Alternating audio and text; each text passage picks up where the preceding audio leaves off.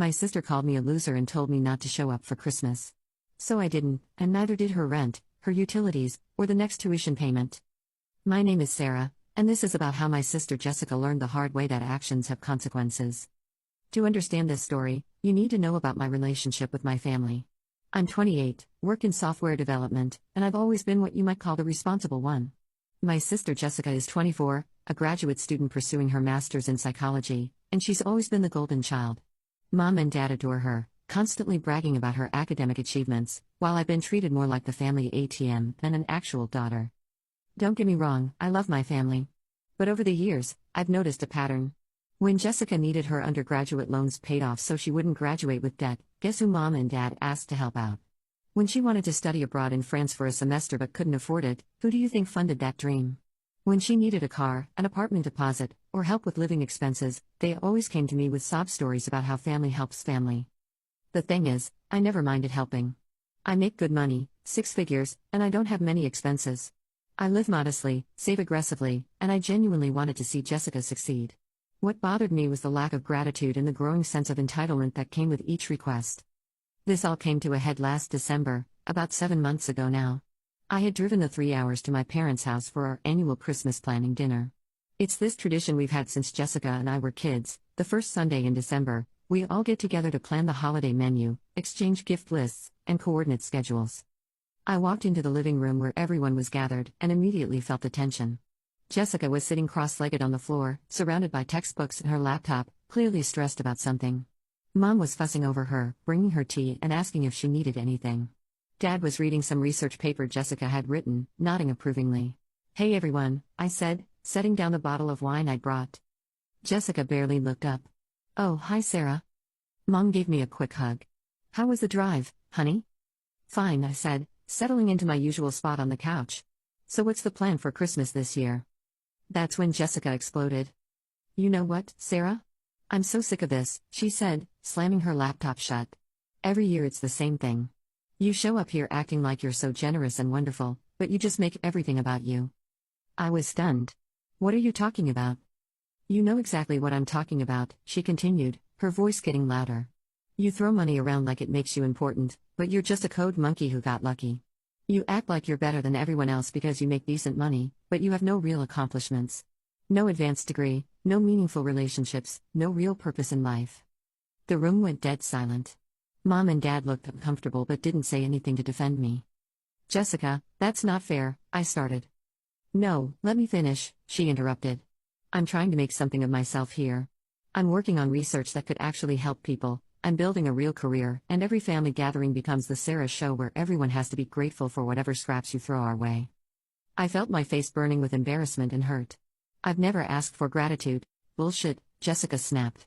"You love playing the martyr. Poor Sarah, working so hard to support her ungrateful family. Well, you know what? I don't need your pity money anymore. I don't need you acting like you're doing me some huge favor by existing." She stood up, gathering her papers. "And honestly? I don't think you should come to Christmas this year. The family needs a break from your whole wounded benefactor act. Maybe stay home and count your money or whatever it is you do for fun." She stormed out of the room, and I heard her bedroom door slam upstairs. I looked at my parents, expecting them to say something, anything, to defend me or at least acknowledge how cruel Jessica had been. Instead, Dad cleared his throat uncomfortably. "She's under a lot of stress with her thesis," he said quietly. "You know how she gets." "Maybe it would be better if you didn't come this year," Mom added, not meeting my eyes. "Let things cool down." I sat there for a moment, processing what had just happened. My own parents were uninviting me from Christmas because Jessica had thrown a tantrum. After years of paying off her debts, funding her dreams, and never asking for anything in return, this was what I got. "Fine," I said, standing up. "I won't come to Christmas." I grabbed my coat and left without another word. The drive home was a blur of hurt and anger. I kept replaying Jessica's words in my head. Code monkey who got lucky. No real accomplishments. No meaningful relationships. Each phrase hit like a physical blow. But as I sat in my apartment that night, something shifted. The hurt was still there, but underneath it, I felt something else: determination. Jessica wanted to see what happened when I stopped being the family ATM? Fine. I'd show her exactly what that looked like. The first thing I did was open my laptop and start going through my financial records. Over the past 6 years, since Jessica started college, I had given my family, specifically Jessica, a total of $127,000. Let me break that down for you. $47,000 for undergraduate tuition and fees, $23,000 for her study abroad semester, $18,000 for her car, she wanted a reliable Honda, I paid cash, $15,000 for various living expenses during college, $12,000 for graduate school application fees, deposits, and moving expenses, $8,000 for her laptop, textbooks, and other essential school supplies, $4,000 for various emergencies over the years, and that didn't include smaller amounts, dinners out when I visited, gifts, plane tickets for family vacations she couldn't afford, random emergencies that always seemed to happen right before I got paid. I was conservative in my estimate, but between all the documented expenses and the smaller undocumented ones, I'd probably given them closer to $140,000 over 6 years. The thing is, none of this was given as loans. Every time, my parents approached it as family helping family, with the understanding that Jessica would pay it forward someday when she was established in her career. There were no written agreements, no payment schedules, nothing legally binding. But here's what Jessica didn't know: I had been covering a lot more than just the big expenses. After college, Jessica had moved into a nice apartment near her graduate school. The rent was $1,800 a month, which was way beyond what she could afford on her graduate assistant stipend of $1,600 monthly. So my parents had asked me to help with housing costs. I had been paying $1,200 of her rent every month for the past 2 years. Her utilities, electricity, internet, phone, I covered those too because her stipend barely covered food and transportation. And this semester, her final semester, I had prepaid her tuition of $8,500 because she was so close to finishing and it would be such a shame if financial stress derailed her thesis work. Jessica had no idea about most of these arrangements. As far as she knew, she was living independently and managing her finances like an adult. My parents had asked me to keep quiet about the extent of my support because they didn't want her to feel bad or dependent. Well, she wanted independence? She was about to get it. I started making phone calls the next morning. First, I called the utility companies. I had set up all of Jessica's utilities in my name because her credit was limited when she moved in, just student loans and one credit card she'd gotten senior year of college, and the utility companies wanted hefty deposits for new customers. It had seemed easier at the time to just put everything in my name. I gave them each 30 days notice for service disconnection. Next, I called her internet provider. Same deal, 30 days notice. Then I called her landlord, Mr. Peterson. This was the trickiest conversation because I didn't want to get Jessica in legal trouble, but I also wasn't going to keep paying her rent. Hi Mr. Peterson, this is Sarah Chen. I've been helping with the rent payments for apartment 4B. Oh yes, Sarah. How are you? Jessica is such a lovely tenant. I'm well, thank you. I'm calling to let you know that I won't be able to continue helping with the rent payments after this month. Jessica will need to handle the full amount going forward. There was a pause. Oh. Does Jessica know about this change? She will soon. I wanted to give you advance notice since you've been so understanding about the payment arrangement. I appreciate that. I'll need to talk to Jessica about this. The lease is in her name, so she'll be responsible for the full amount. Of course. Thanks for everything, Mr. Peterson. I prepaid tuition for Jessica Chen's spring semester, I explained to the Bursa representative. I need to request a refund of that payment. The student has decided to handle her own financial responsibilities going forward. I understand. We'll need you to fill out some paperwork, and there may be administrative fees involved, but we can process that refund. The student will then be responsible for paying the tuition by the deadline to avoid being dropped from classes. It took about 2 weeks of paperwork, phone calls, and a $100 administrative fee, but eventually, they processed the refund. Jessica would get a bill for spring tuition that she thought was already paid. The beautiful thing about all of this was that I wasn't doing anything vindictive or illegal. I was simply stopping my financial support. Every adult is responsible for their own living expenses, right? Jessica wanted to be treated like an independent adult who didn't need her sister's pity money. Done. I didn't hear from my family at all in December. No calls, no texts, no invitations to last-minute Christmas events. It stung, but it also confirmed that Jessica had been serious about not wanting me around. Christmas came and went. I actually had a lovely day. I volunteered at a local shelter in the morning, then had dinner with my friend Rachel and her family. It was peaceful and drama-free. The silence from my family during the holidays was deafening, but also oddly liberating. For the first time in years, I spent Christmas morning thinking about what I wanted to do instead of worrying about family drama or financial obligations. I made myself a nice breakfast, read a book, and actually enjoyed the peace. Meanwhile, I knew Jessica was probably struggling, but I hadn't anticipated just how quickly reality would hit her. She had always been somewhat sheltered from the practical aspects of adult life.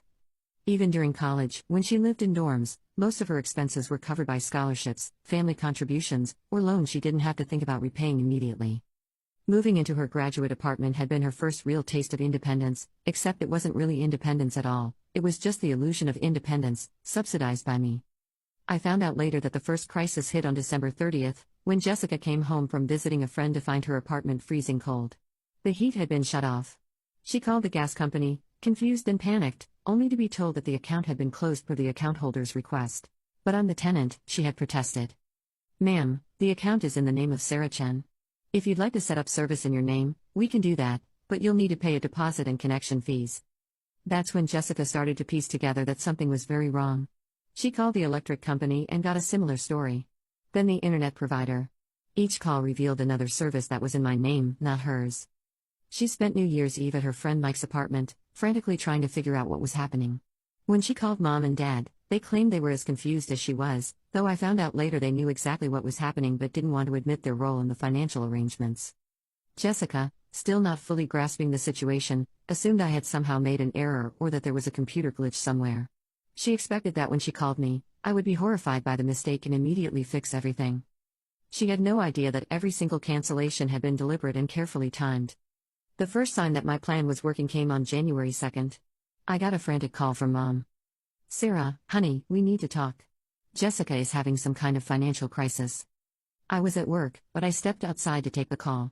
What kind of crisis? Well, apparently there was some mix-up with her utilities, and they got shut off. And her internet too. She's been staying with friends for the past few days because she has no heat or electricity. That's terrible, I said, keeping my voice neutral. Has she called the utility companies to sort it out? She did, but they're saying the account was closed deliberately.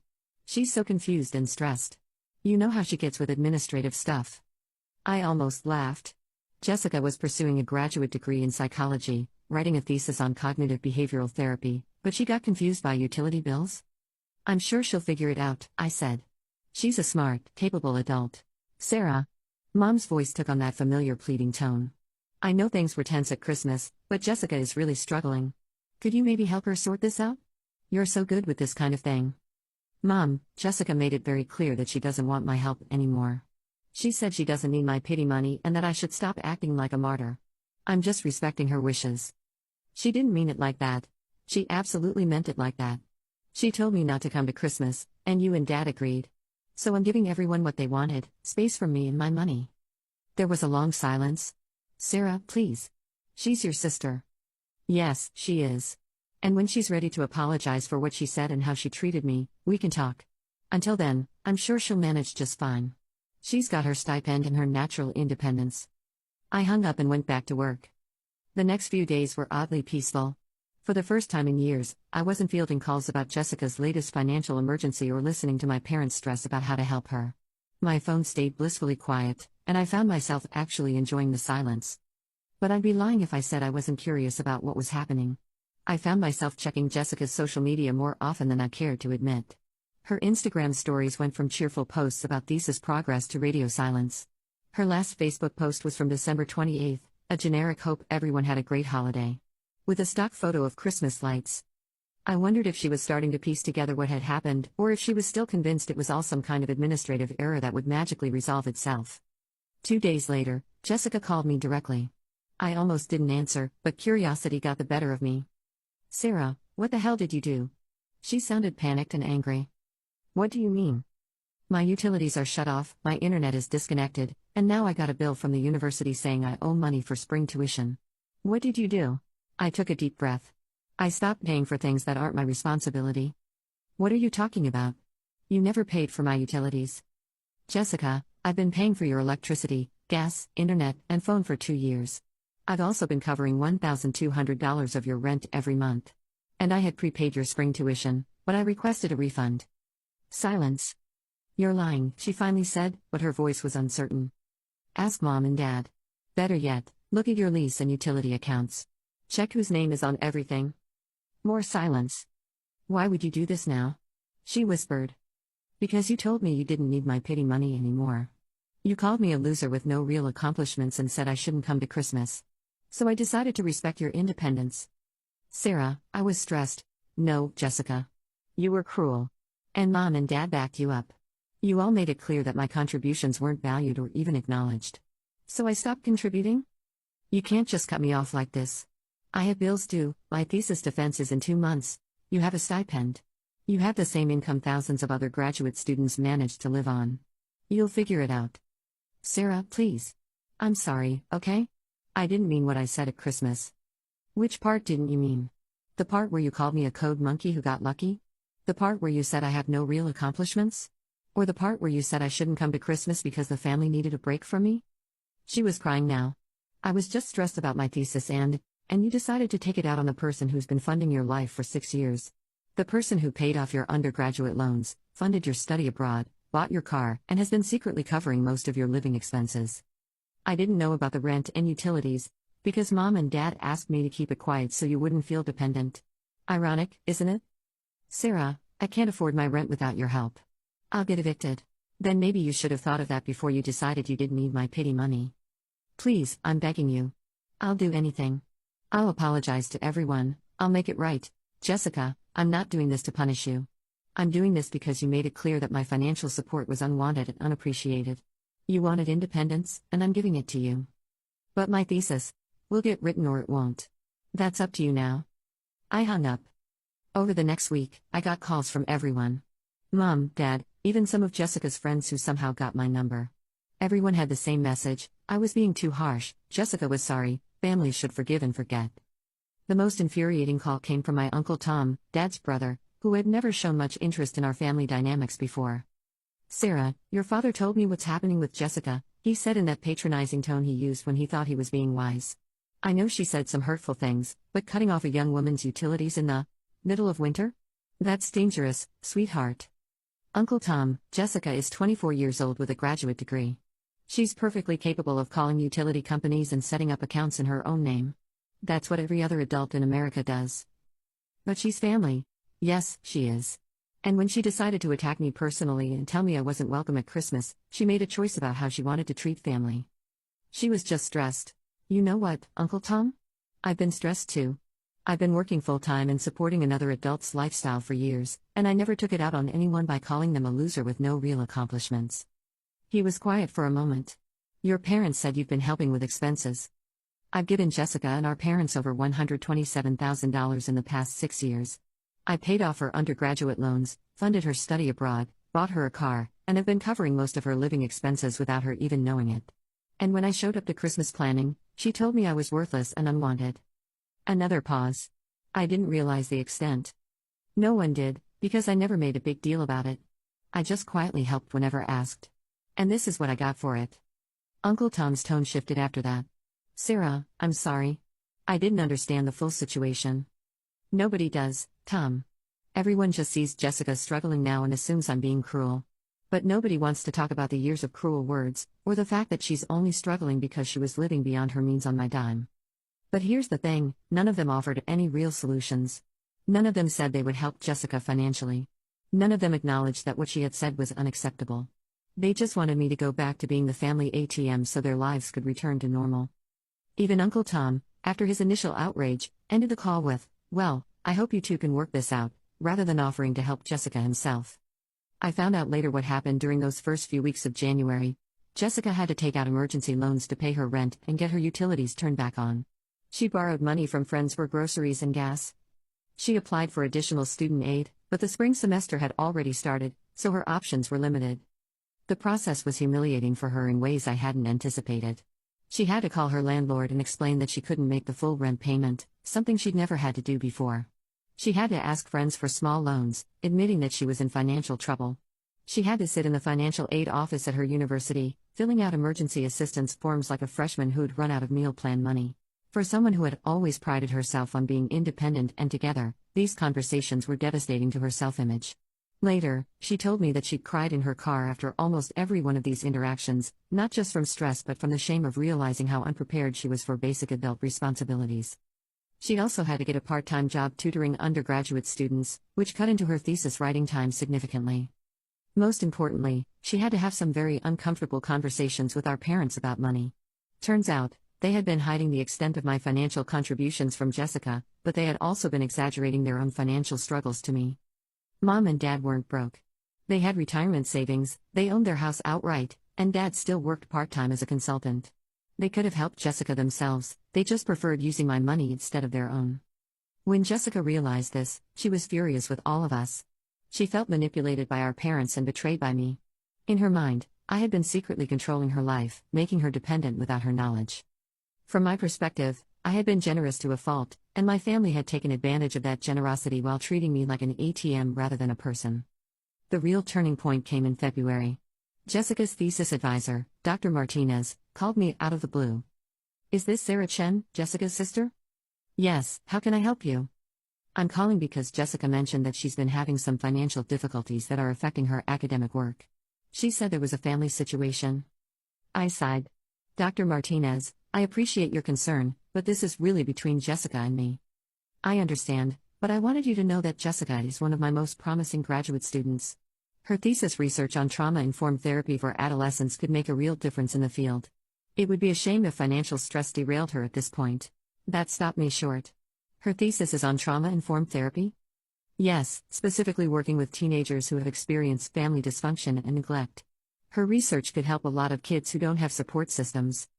I felt something twist in my stomach. I didn't know that. She's very passionate about it. She's mentioned wanting to work with low-income families after graduation, kids who can't afford traditional therapy. It's really admirable work. After I hung up, I sat in my car for a long time thinking. I had been so focused on Jessica's words and actions that I hadn't really considered what she was actually studying or why. Trauma-informed therapy for kids from dysfunctional families? That hit close to home in ways I wasn't ready to examine. But I still wasn't ready to just forgive and forget.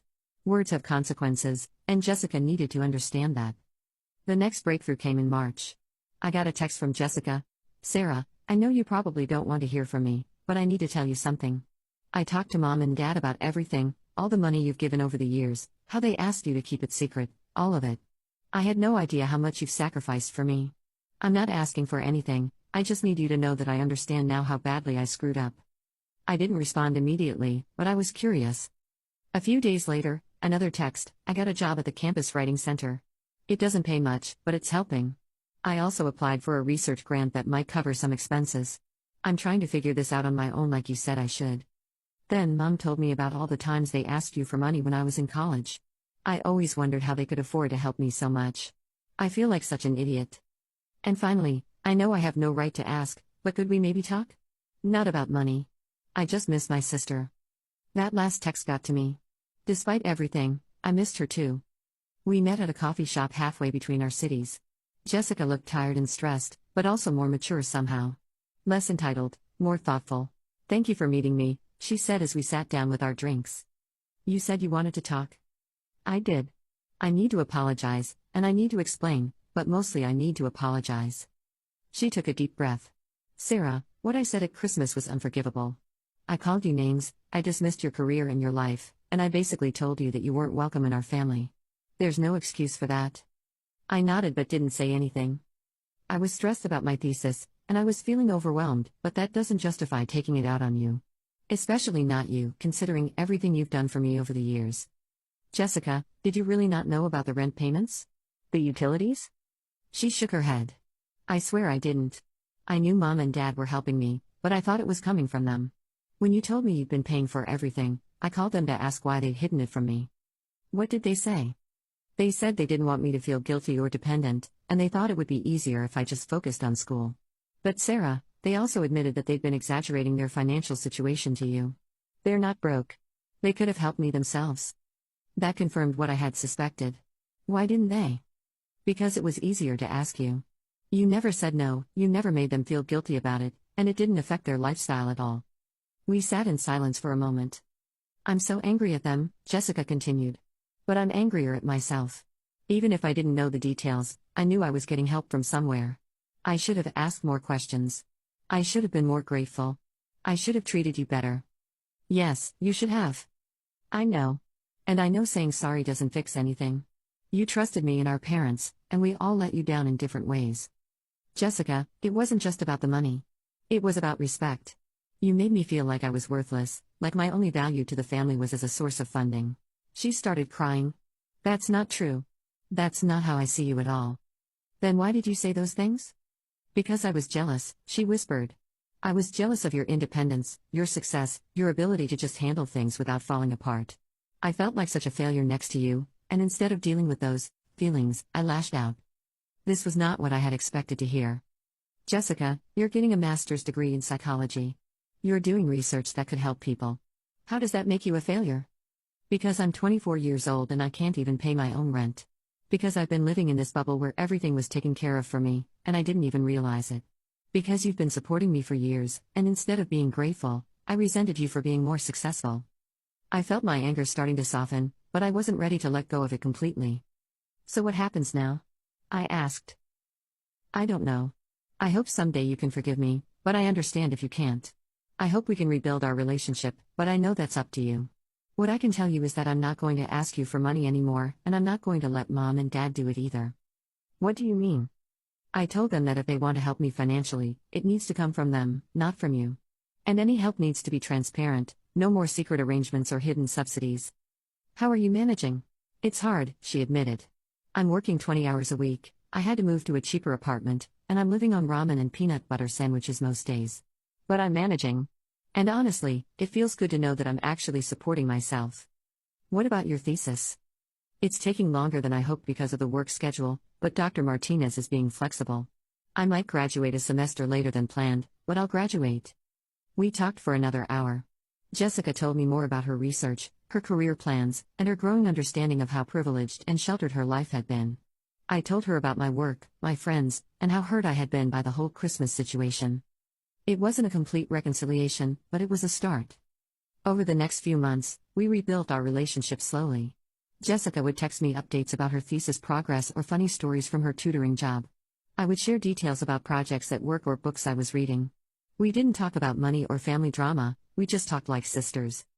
The real test came in May, when Jessica defended her thesis. She had invited me to the defense, but I wasn't sure if I should go. We were getting along better, but I didn't want to send mixed signals about our relationship. In the end, I decided to go. Not because I had forgiven everything, but because I was genuinely proud of what she had accomplished. The thesis defense was impressive. Jessica presented her research on trauma-informed therapy with confidence and expertise. Her work focused on helping teenagers from chaotic family situations develop coping mechanisms and build healthy relationships. The irony wasn't lost on me. After the defense, we went out for dinner, just the two of us. Jessica had passed with flying colors and would graduate in 2 weeks. I'm proud of you, I told her over dessert. Thank you. That means everything to me. What's next? I got accepted to a PhD program at State University, she said. Full funding, tuition waiver plus a research assistantship that pays enough to live on. Jessica, that's amazing. I also got offered a job at a community mental health center, working with at-risk teens. It doesn't pay as much as the PhD program, but it's exactly what I want to do. Which one are you choosing? The job. I'm tired of being a student, and I want to start actually helping people. I smiled.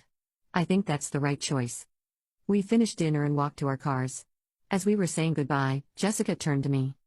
Sarah, I need to ask you something, and I want you to be completely honest. Okay. Do you think you'll ever be able to fully forgive me for what I said at Christmas? I thought about it. I don't know. What you said really hurt me, and it changed how I see our family dynamics. But I'm proud of the person you're becoming, and I want us to have a relationship. Even if it's different than before? Maybe different is better. Maybe we needed to have this crisis to build something more honest. She hugged me, and for the first time in months, it felt natural. That brings me to now, 7 months after that terrible Christmas confrontation. Jessica graduated with her master's degree and started her job at the Community Mental Health Center. She's living in a tiny apartment, driving her Honda Civic with 200,000 miles on it, and learning to budget like a real adult. Our parents and I are still working things out. They've acknowledged that they took advantage of my generosity and that they handled the whole situation poorly. They've also started being more honest about their own finances and their ability to help Jessica when she needs it. Most importantly, they invited me to Christmas this year, and Jessica personally called to make sure I knew I was wanted and welcome. As for Jessica and me, we talk regularly now. Our relationship is different, more equal, more honest, and based on mutual respect rather than financial dependence. She's never asked me for money since that day in January when I cut off her utilities, and I've never offered. She's still paying off the emergency loan she had to take out during those first few months, but she's managing. She's even started a small emergency fund, which she's ridiculously proud of. The other day, she sent me a photo of her first paycheck from the mental health center with a caption, "Look, I'm a real adult now." I laughed and texted back, "You always were. You just needed to prove it to yourself." Do I regret cutting off financial support so abruptly? Sometimes. It was harsh, and it caused Jessica a lot of stress during an already difficult time in her life. But I don't regret standing up for myself. I don't regret demanding respect and appreciation. And I don't regret forcing my family to confront the unhealthy dynamics we had fallen into. Jessica learned that words have consequences and that financial independence is both challenging and empowering. My parents learned that they can't use one child as a bank account to support another. And I learned that sometimes the most loving thing you can do is stop enabling someone's dependence. We're all better for it, even if the process was painful. So that's my story. My sister called me a loser and told me not to show up for Christmas. So I didn't, and neither did her rent, her utilities, or the next tuition payment. Sometimes the best revenge is just letting people experience the natural consequences of their choices. The funny thing is, it stopped being about revenge pretty quickly. Once I saw Jessica actually rising to the challenge and taking responsibility for her life, I stopped wanting to punish her and started wanting to support her growth, just not financially. This Christmas will be our first family holiday since the great blow-up of last year. Jessica is bringing homemade cookies, the only dessert she can afford to contribute. I'm bringing wine and my famous green bean casserole, and Mom and Dad are hosting with a promise that there will be no drama and no requests for money. I'm actually looking forward to it. We're not the same family we were before, but maybe we're a better one. And if anyone at Christmas dinner calls me a code monkey who got lucky? Well, let's just say I know exactly what consequences look like now.